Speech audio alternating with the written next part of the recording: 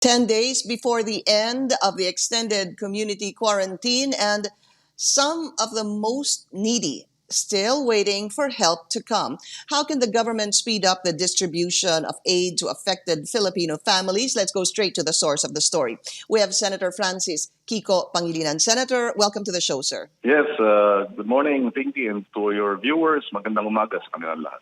Senator, I want to start with this leaked memo. So the Philippine Air Force already said that this is true. The AFP already also confirming this, but they call it a prepared strict implementation of an enhanced or extensive enhanced community quarantine.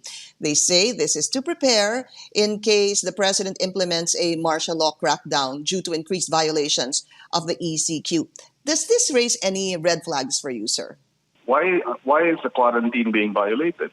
The data shows in the last report to Congress by Malacañang that only 25% of the beneficiaries receive the assistance. 75% of your of people not being able to, who have lost their jobs, who are not earning anything today, who are going hungry.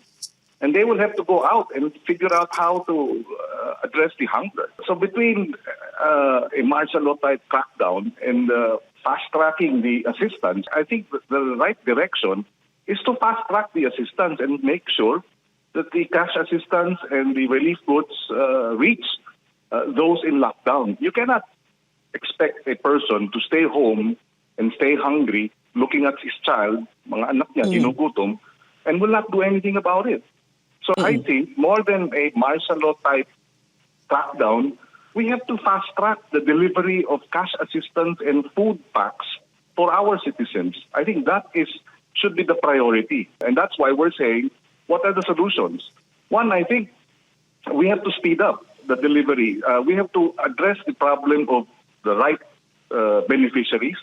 I think we should err on the side of being generous. The fact that we're trying to be,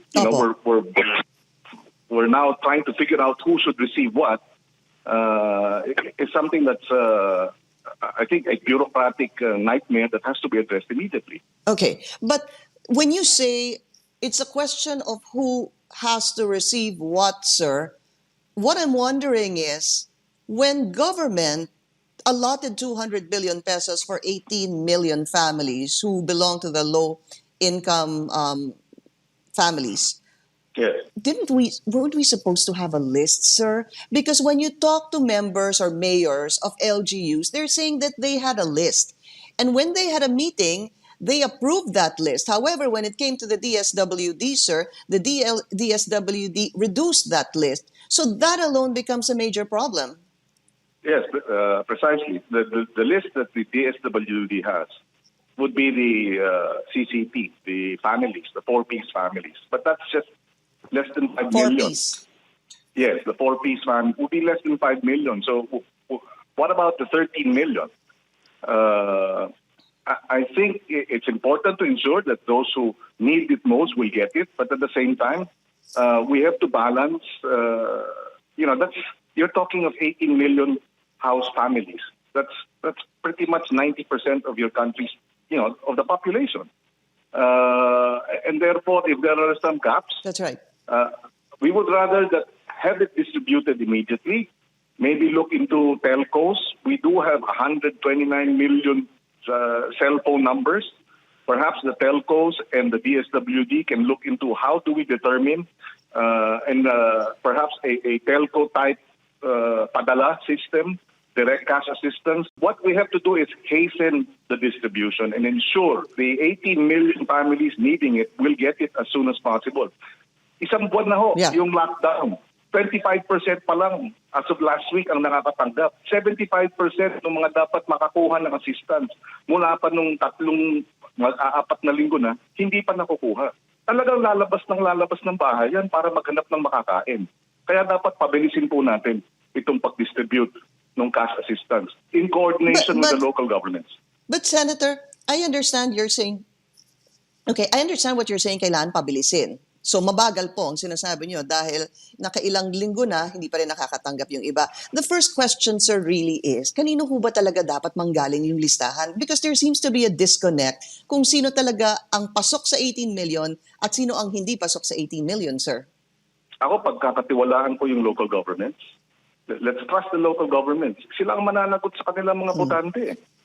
No? Bigyan natin ng mas malawak na suporta ang ating mga pamahalang lokal. Pagkatiwalaan natin sila, now is the time to come together. Kung merong corruption issues, bantayan. Kung merong mga hindi nakakatanggap, i-report. Pero ibigay yung pondo, i-release yung pondo. Sinasabi kasi over 100 billion has already been downloaded, but it is not being released. And therefore, national government will just have to That's a problem. trust the local governments to make sure that this is delivered to the right people and then have a system of check. Pero yung ihintayin mo yung listahan, hanggat walang listahan, hindi ilalabas, teka muna, magkakaroon din tayo ng problema dyan. Yan ang mangyayari. 75%, isang buwan na, hindi pa natatanggap. Let's trust the local governments. Let's provide them the necessary support. Senator, but the DBM had a press release, and I want to read this to you. It says that the DBM had a press release that came out Saturday, April 18, sir. It says the DBM releases 199.975 billion for DSWD Social Amelioration Program. Nakasulat po dito, Senator, that some were downloaded April 1, some April 2, and the rest April 16. Yes, but downloaded is different from being released. The actual release is another step. It's available for release, but whether it's released or not is another question altogether. Okay, let me correct that though. They say that it has been released. And according to the DSWD, 18 million households nationwide will receive assistance through the SAP, including 4.4 million households who are part of the 4P, sir, and then who will receive top-up assistance from their existing payouts. Pagkatapos, meron pa syempre yung natirang 5 to 8,000. Sir, let me just ask you this. What should be done in the next 2 weeks para po makarating na sa 18 million families, ito pong 5 to 8,000 pesos? Like I said, we have to trust the local governments. Ultimately, ang local government mananagot. Okay. So bigyan natin ng ating mga kapitan, bigyan natin ng ating mga mayor, ng pagkatiwalaan natin. Tsaka na natin panagutin kung nagkaroon ng pagkukulang. Pero sa ngayon, people are hungry, people are clamoring for more assistance, and therefore let us provide the support. The national government, release it to your LGUs, make sure that the LGU is able to get the necessary resources, and then monitor the releases. I guess that's what we will have to do. Pabilisin natin at ang mga pamahalang lokal ang dapat manguna dito sa effort na ito. Pero because of that memo, that leaked memo, sir, kayo ho ba nangangamba na may lumabas na ganon? Even if they're saying it's just in preparation for a possible martial law crackdown because doon sa mga tinatawag na pasaway, sir? Or is this something that government may possibly need to do? Well, in the end, the best way to address this is to ensure that the government is able to communicate effectively its plans in a transparent manner, and is able to distribute the cash assistance and the food packs effectively in the lockdown areas, particularly in Metro Manila. Mag-iisang buwan na. No? And then I think moving forward, there has to be a calibrated, the term is a calibrated partial lifting of the lockdown as we move forward. Partial. Hindi pa pwedeng dating gawin, no? Kinakailangan yung mga essential services lamang ang bubuksan. Merong partial lifting of this public transport ban. Pero dapat na calibrated din yan na yung mga taong kinakailangan lang na pumasok para magkaroon ng manufacturing, para yung pagkain ay na-deliver. Eventually, yan ang ating gagawin. Hindi pa pwedeng total lifting nitong quarantine dahil nga pag nangyari yan, babalik itong virus, kakalat ulit, para tayong back to square one. So moving forward, I think government has to communicate. But, hindi pa pwedeng lockdown lang at magutom kayo, bahala kayo sa buhay ninyo. Hindi pa pwedeng ganun. ang mensahe ng gobyerno. Hanapan natin ng solusyon yung pag-deliver. Yung mga farmers, So- we already had an approval of the purchase directly from farmers. Local government should be able to do that. The Department of Agriculture has the funds to be able to provide yung kadiwa sa ani. Right. And therefore, pagtulungan na lang natin yung pagsagot doon sa tugon na ginugutom ang taong bayan.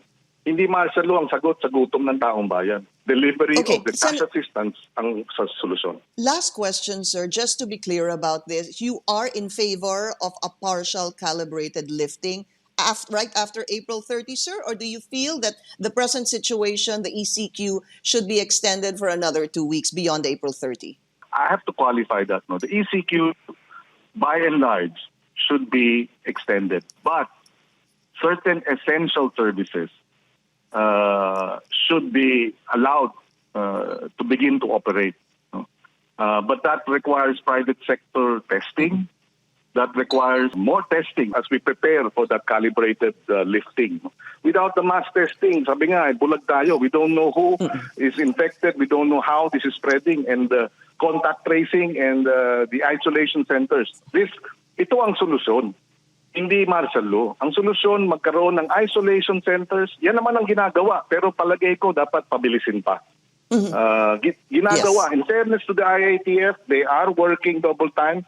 But I think precisely we have to work triple time to make sure that the isolation centers are in place, mass testing is undertaken, continued support for our frontline workers, yung mga PPEs, yung mga masks, yung kinakailangan tuloy-tuloyan para effective ang pag-handle ng pandemic.